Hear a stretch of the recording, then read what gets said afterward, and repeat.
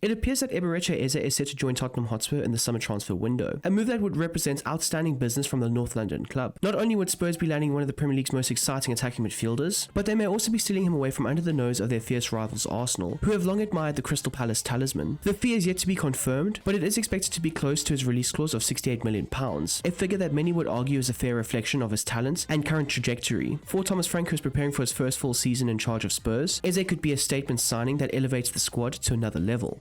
The Englishman's versatility is one of his greatest strengths, making him a dream addition for a manager like Frank, who values tactical adaptability. The most obvious role for Eze would be in the number 10 in the 4-2-3-1 setup, where he operates just in behind the striker. In the central role, he could act as the heartbeat of Spurs' attacking play, linking midfield with attack and pulling the strings in both quick transition moments and more patient phases of build-up. His ability to dribble through tight spaces, maintain composure under pressure, and deliver incisive final passes makes him perfectly suited to being the team's primary creator. With his natural flair and unpredictability, he could help Spurs break down low block defenses that they have often struggled against, while also thriving in games that open up, where his pace and ball carrying ability on the counter would shine. However, Frank also has the flexibility to deploy Eze in wider positions, specifically the left flank in the 4-2-3-1 system. From this role, Eze would likely operate as a build-up wide playmaker, drifting inside to influence central areas, while still offering creativity and goal threat from the wing. This would give Spurs a new dimension, as his tendency to cut inside and link up play would not only create dangerous combinations, but also free up the overlapping fullback to provide more width. Whether combining with Mohamed Kudus or a striker like Richarlison, Eze would bring balance, control, and an element of magic to Tottenham's attacking patterns.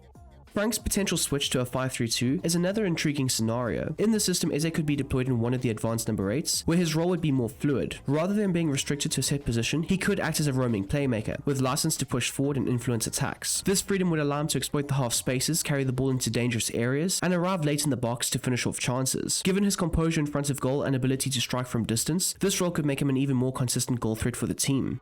From a stylistic standpoint, Eze fits seamlessly into the type of football Thomas Frank wants to establish at Tottenham. The manager prioritizes a blend of structured organization with the freedom for creative players to express themselves in the final third. Eze is precisely the type of player who can bridge the gap, as he is disciplined enough to follow the tactical instructions, but also gifted enough to unlock games with moments of brilliance. He thrives in transitional phases, something Frank emphasizes, but he can also dictate tempo during sustained periods of possession. This dual skill makes him a rare asset who can adapt to different match scenarios.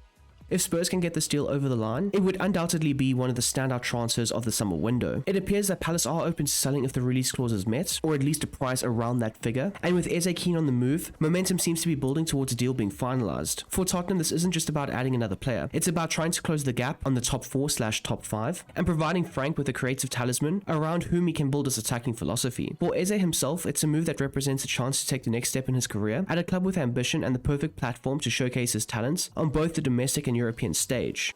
So there we go, people. That is how Eberechi Eze could possibly fit into Thomas Frank's dual systems, of course the 4-2-3-1 as well as the 5-3-2 systems that we have seen Tottenham deploy over the last couple of games, both in pre-season and in the Super Cup game versus PSG. I do hope you guys have enjoyed this video, and if you don't mind smashing that like button down below, whilst also subscribing to the channel if you are new. I'm trying to hit 30k by the end of this year. I don't know if we will hit it, but if we do, that would be absolutely amazing, sensational, and all that cool stuff. If you're looking for any extra content, I do have the links for the Patreon as well as the Discord down below in the description. Click on them, check out the content on there, and hopefully you guys do sign up to one or both of those platforms. Anyways, until the next time, until the next one, I hope you guys have a smashing goddamn day, and I'm out of here. Peace.